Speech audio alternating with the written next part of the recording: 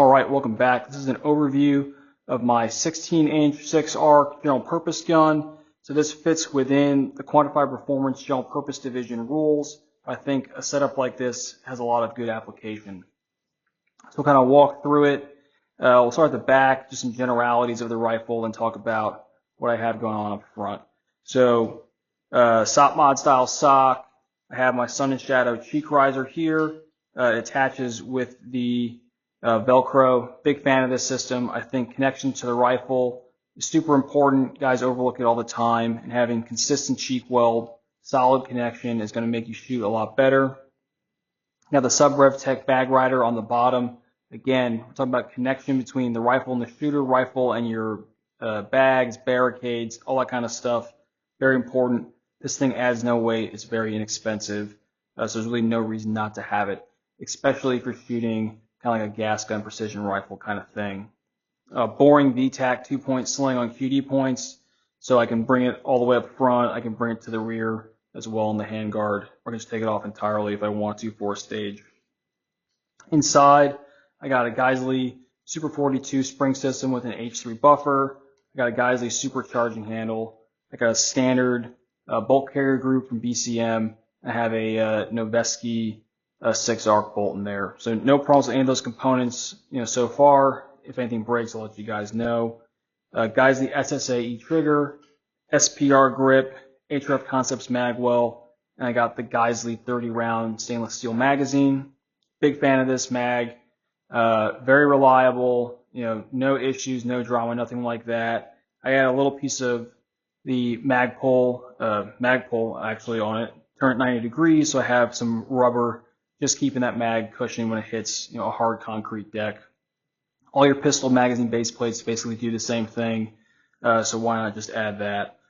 I have a whole video on these magazines up as well. I think that they're worth it. Everyone asks about why does it cost so much, and frankly, it doesn't cost that much when you think about all the money that you add into shooting 6-arc, shooting matches, training for matches, right? The investment in a magazine that's going to work all the time in all conditions is really not that much. So if the cost of the magazine is really grinding your gears, maybe you shouldn't be shooting 6-arc in the first place. Just my thoughts. Up top for the optics system, again, kind of that GP thing, right? So it needs to be 1x at the bottom end. This is the Vortex Razor 1-10. I'm a fan of this optic. I don't think the reticle in it is as good as the Nightforce FCDMX, the reticle that's within the ATACR, but it's not bad. I just think the ATACR has a better reticle. Very smooth throw lever here. This is from Annex Defense. I like this throw lever because it's a little bit wider front to back, but not too high, so it's not coming up on my backup red dot. Speaking of the red dot, that's up here for either an alternate sighting system. So say I need to engage some targets at 100, then immediately shoot at 500. If I want to, I can leave this thing up on 10, shoot at 100 with the red dot, turn over, and get down my magnified optic, and shoot at 10 power, 8 power, 6 power, whatever I want to use. All that rides in this Badger Ordnance C1 mount, and then on the opposite side, I have their bubble level. So I like their bubble level. It sits within the side of the turret. Nothing crazy going on there, nothing sticking out. It doesn't need any batteries. It's just a normal bubble level. And I also have a cap here that adds one more battery. So I have an offset battery. Both of those things, I think I have videos up already. And I'm going to link all those videos in the description for you guys. So all this kind of stuff that I've talked about that has a longer video, you'll see those in the description. The core of this rifle, though, really is going to be that 16-inch Proof Research barrel that's riding in this Geissele upper receiver and Geissele handguard. So this is their proprietary upper and their proprietary handguard. So they link up in that tongue and groove right at the front of the upper receiver. This is the Mark 16 handguard. So I snagged this guy on their Blem sale. It was a good deal. And I got the Brownells M16 gray lower, so why not put some gray on gray.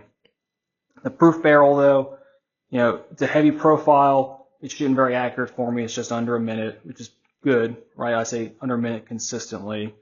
It is, again, like a heavy profile. So this rifle overall weighs 10.2 pounds, which for a fully configured, precision 16-inch gun is not an unreasonable weight, but it is heavier than your light and fast, assault or carbine would be. The barrel profile is pretty thick to the point that this socket over here, close back to the receiver, I can't use because the QD point will hit the barrel before it fully inserts. And that's why I added that Magpul QD socket up top. For $30, it's not the end of the world I had to add that.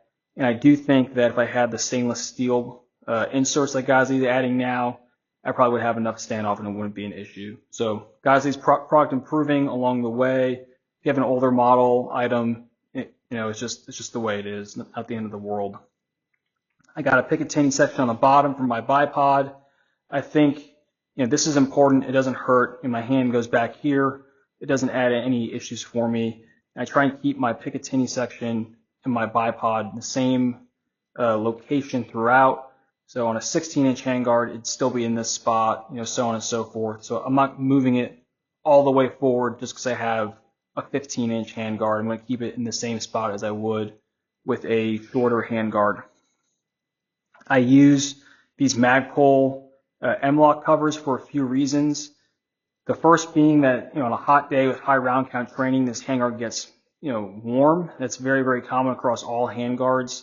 I don't like wearing gloves, so a little bit of insulation for my hand from the rifle is important. But also, back to all that stuff about connections to the gun, having these tactile sections here as opposed to just slick aluminum is going to help when you're connecting the rifle to the barricade, the rifle to the bag. It's adding friction so that this thing doesn't slip, move, right? It's more solid, it's more consistent, which directly equates to better shooting. Lastly, up front, we got our Surefire War Comp. This is not a brake, it's not a super duper compensator, but what it does do is add a little bit of compensation while still having that long tine flash hider, which is overall the best at flash hiding of all the designs. That's why the B.E. Myers one exists, the 249F, all those flash hiders look the same because this is what works best. So for a general purpose kind of DM, SPR kind of thing, I think this is a good thing. Especially seeing with how brakes work in the environment around other shooters. If you're not putting a can on your brake, you're probably maybe making the wrong decision there. But having the flash hider, the War Comp, lets you shoot this thing around people in your team without having crazy blasts coming out. So overall, guys, that's this setup. Let me know what questions you have. I think this is a really good setup to replace kind of like a Mark 12. It's good for the competitive division that it fits within. And if you're going to shoot 1.6 arc gun and you have the means, it's good to have a backup rifle. It's good to have a backup gun for all your guns. 2 is 1 and 1 is none. So this is my second one so that I can make 1. Any questions, of course, let me know, guys. And I will get back to you in the comments as soon as I can. Thanks.